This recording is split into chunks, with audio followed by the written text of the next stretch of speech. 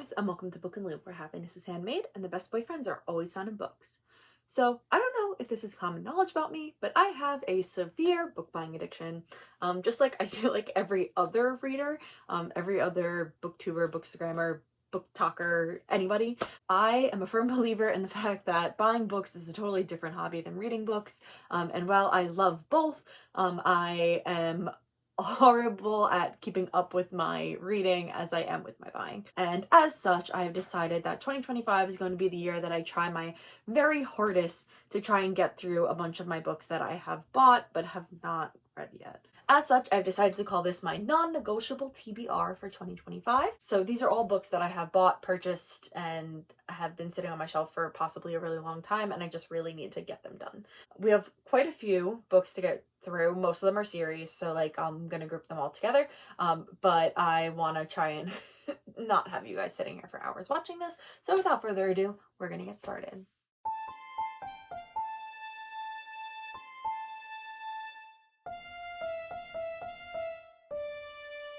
The very first book that is on my non-negotiable TBR for 2025 is, to nobody's surprise, Onyx Storm.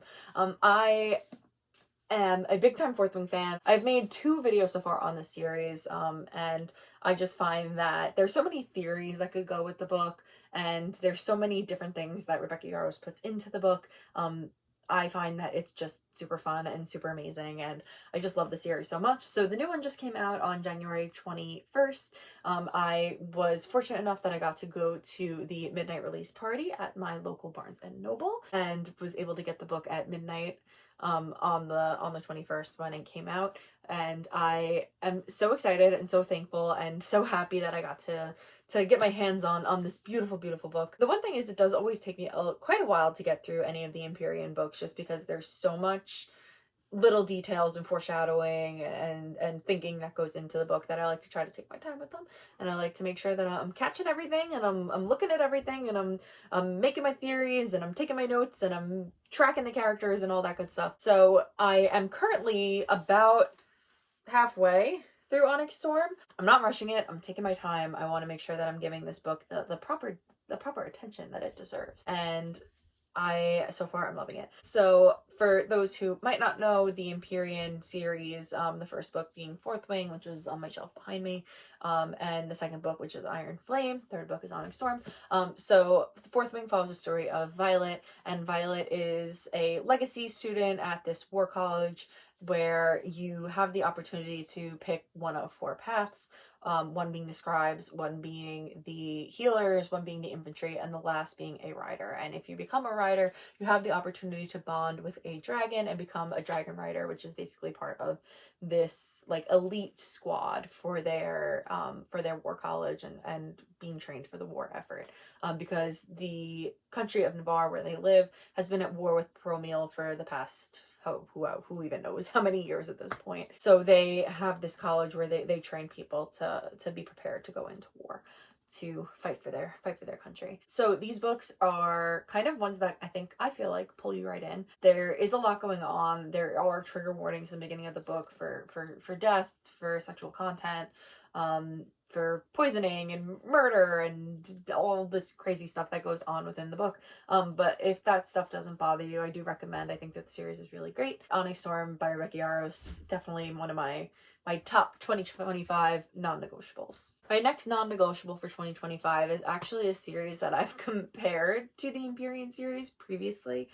If you go back and watch my Fourth Wing review video, you can kind of see how I draw the comparisons between the two. But I have not actually finished that series. Just the last book. I have a thing about last books, and it's something that I've talked about with coworkers, with family members, with friends, where I think I just get so attached to the characters. It's really hard for me to let them go, and as a result, I always wind up not reading the last book in a series. But I'm determined for that to not be the case here. So the next book that was on my 2025 non-negotiable TBR is Warstorm by Victoria Aveyard.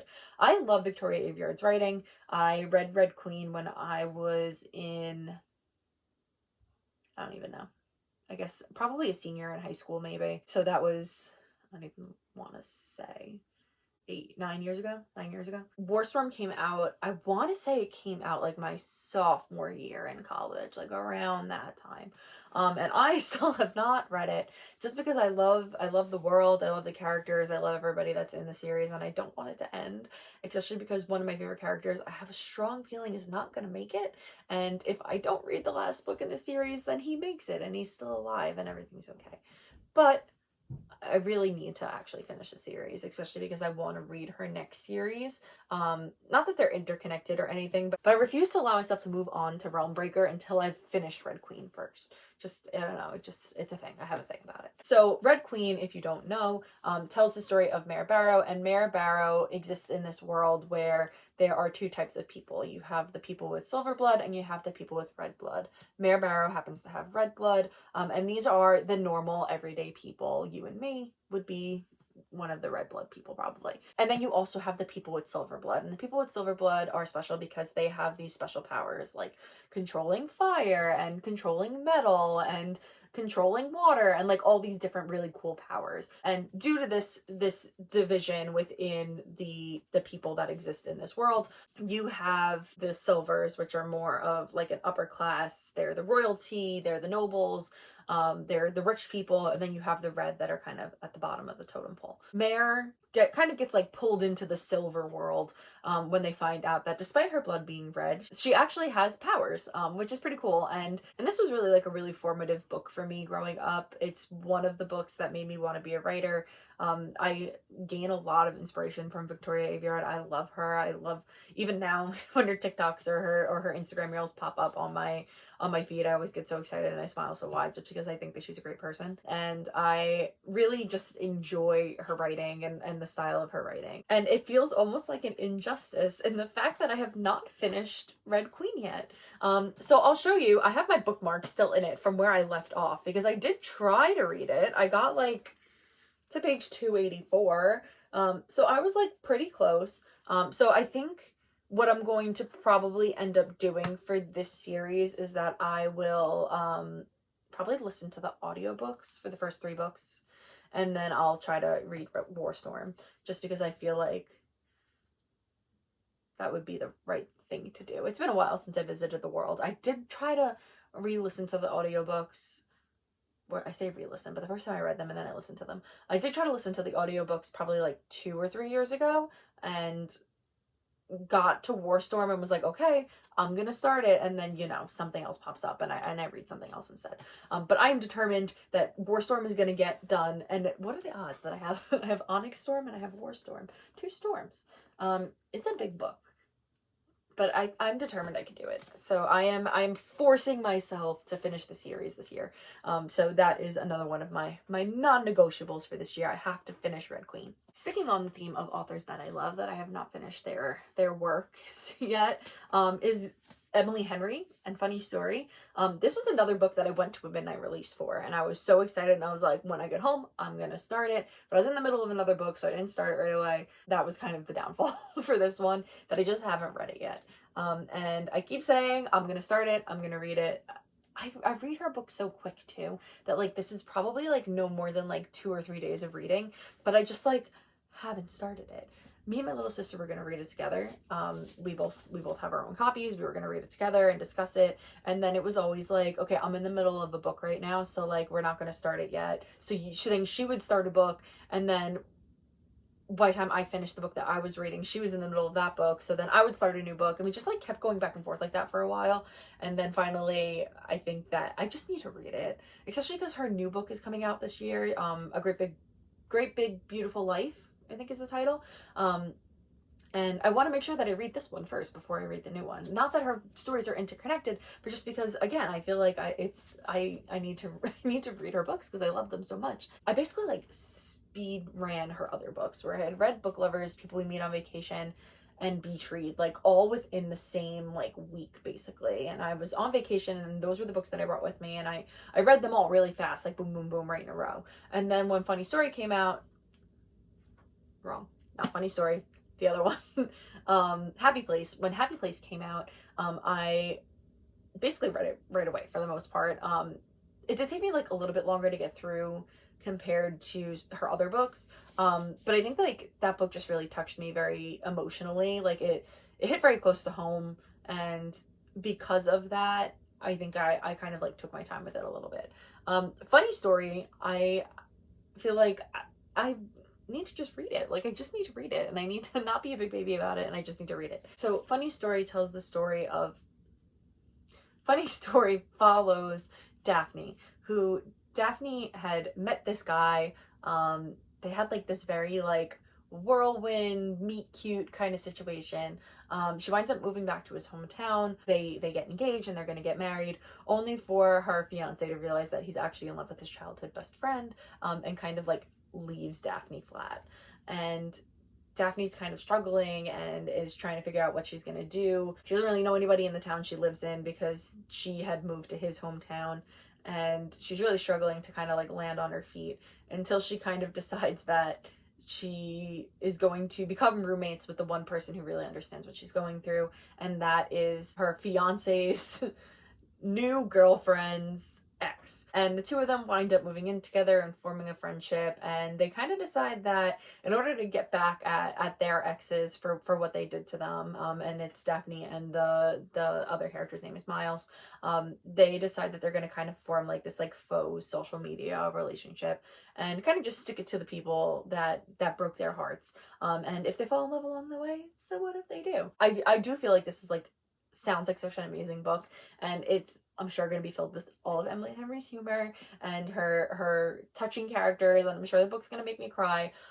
but I just have put it off so long that I'm like nervous to read it, but I know that I need to read it, and that's why I put it on my 2025 non-negotiable list, so that I can make sure that I get through it. Well, actually, while we're on the topic of romance, I have what I like to lovingly refer to as my romance shelf of doom. And this is where I have all of my like cutesy romances that I've like accumulated, got gifted, have purchased throughout the years. I call it my romance shelf of doom because every time I look at it, I'm like, oh, I really need to read those books. But it's where books go to die basically at this point. I stick them up there and I'm like, I'll read them eventually, and then I never do. And they're all mostly, for the most part, they're all just like regular romance stories.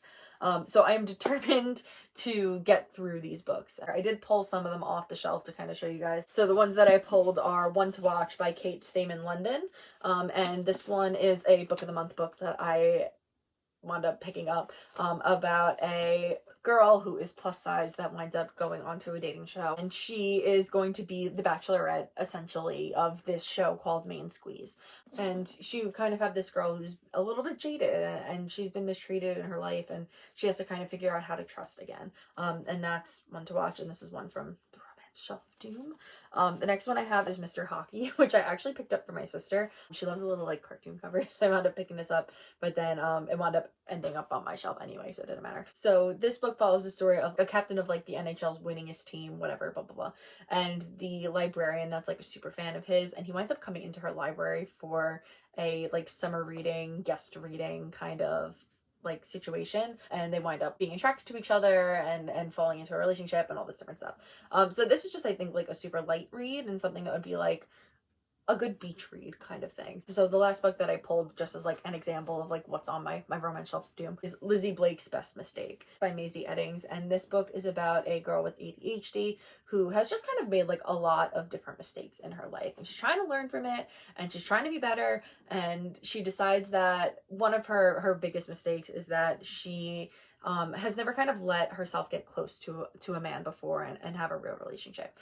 So she winds up, you know, falling into old habits and having a one night stand with this man, and it eventually turns into a 2-night stand. And the man that she winds up being with for the 2 nights, he's from Australia, and he has kind of like had a couple messy relationships where they ended very badly, so he's like sworn off being in relationships. So he's like, you know what, I was with this girl for 2 nights, not a big deal, I live in Australia, I'm leaving, I'm going back. But when Lizzie finds out that she's pregnant, the two have to kind of figure out how to cope with the situation that they're now in, to create a life that they can bring this child into, you know, give the child its best chance at a good life. So this is another book that, again, I purchased, has sat on my shelf my romance shelf of doom, and I have not picked it up or looked at it since. So I think that this is another one that will be, you know, I really need to read it. So that is my romance shelf of doom sample stack to give you an idea of kind of like what's up there. So that kind of brings us into some series that I have been putting off starting, either because they're super long and daunting, or I just moved on to something else and purchased it and was like, I'll get to this eventually, and then I never have. So the first series I'm going to start with is going to be actually a series from the romance shelf of doom, and that is going to be the Meant to Be series. So this is a Disney published series where it takes different characters and kind of puts them into like a modern contemporary romance setting. If the Shoe Fits follows the story of a plus size woman who is very into fashion, and she winds up getting picked to be on a dating show. What are the odds I have 2 books that are about plus size women on dating shows? So she winds up being pulled to go on to this dating show, and she kind of has like a chance to kind of jumpstart her career and become like this new face of fashion and to really make a difference in her life. And of course she winds up meeting her Prince Charming. So that is If the Shoe Fits. And then the next book in the series is By the Book, and this one is by Jasmine Guillory.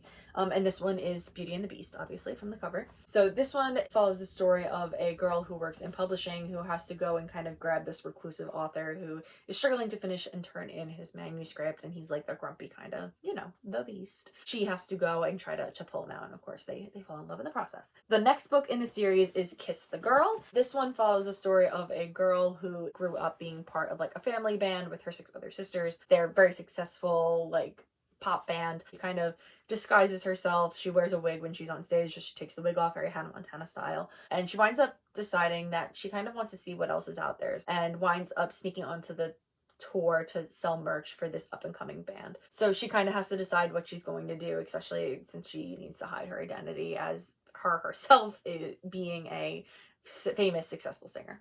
And the next book in the series is Tangled Up in You, and this one's by Christina Lauren. I haven't read any Christina Lauren books. I do have Something Wilder on my shelf. My number one favorite, like, classic Disney movie was always Beauty and the Beast, but my favorite newer Disney movie is Tangled. So when I found out that Tangled Up in You was coming out, I was so excited about this. So this follows the story of a girl who has grown up on a homestead, who has not really had any access or contact with the outside world until she finally gets the opportunity to go away to college. And at college she meets this boy who has a criminal record, but his goal is to kind of like get that wiped clean and to start fresh by graduating top of his class from school. They get an assignment where the 2 of them have to work together, and part of that project that they're working on results in them having to go on a road trip together. So it follows the pretty traditional Tangled story. That is Tangled Up in You by Christina Lauren. There's a new book that's going to be coming out later this year. It's going to be called Worth Fighting For, and it's going to follow the story of Mulan.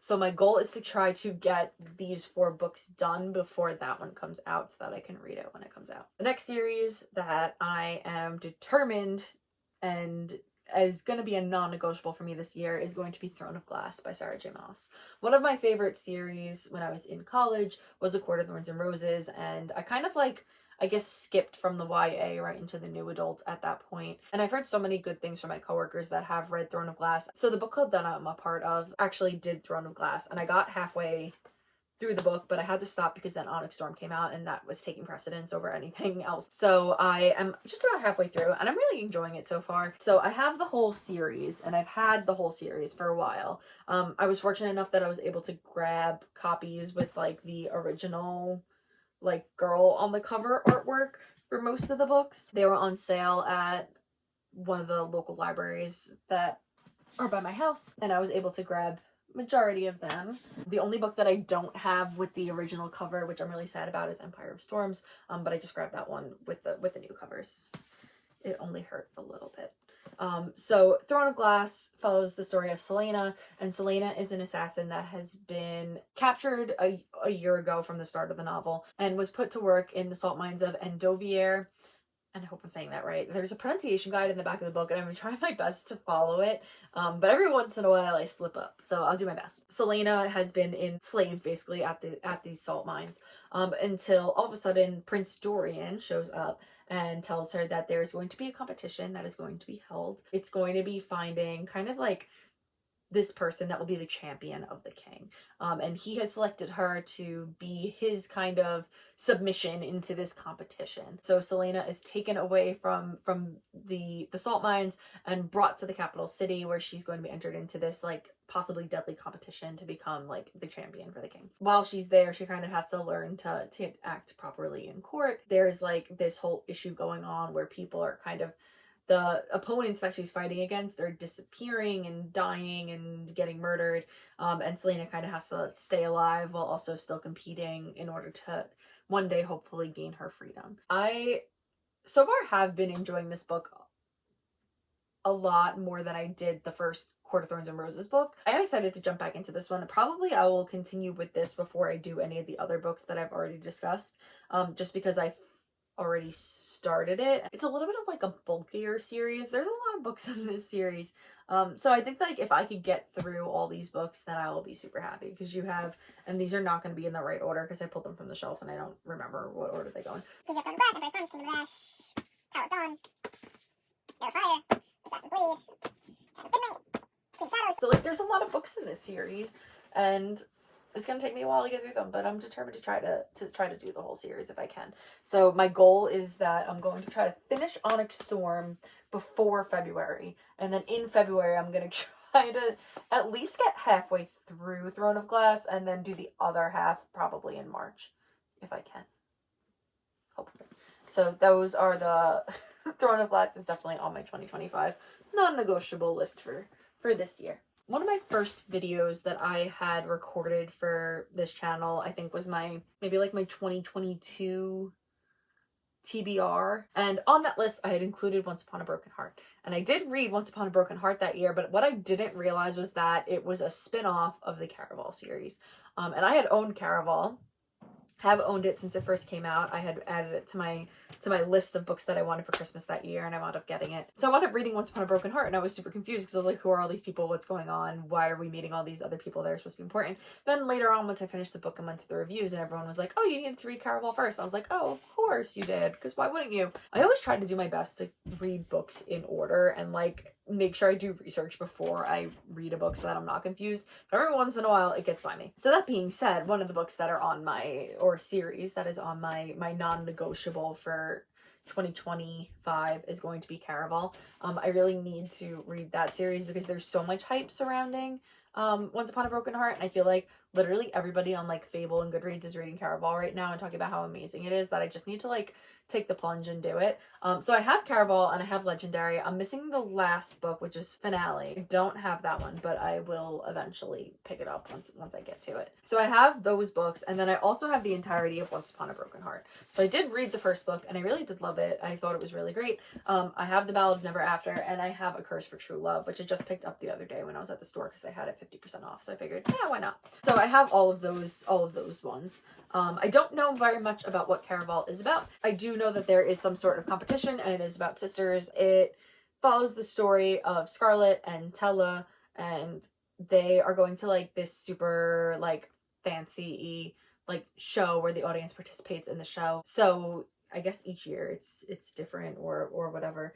So for this year, Mastermind behind Caraval winds up kidnapping Tella, who's Scarlett's little sister, and the goal for the Caraval competition kind of situation is to find Tella. So Scarlett kind of has to figure out what happened to Tella, where she is, and try to find her before Caraval is over in order to make sure that her sister is safe, and to not set off like a chain of events that will, I don't know, destroy something. I don't know. So I am excited for this one because I have heard good things about it. I have heard that some people like Once Upon a Broken Heart better than Caraval, but I find that usually when people feel that way, like I don't feel the same.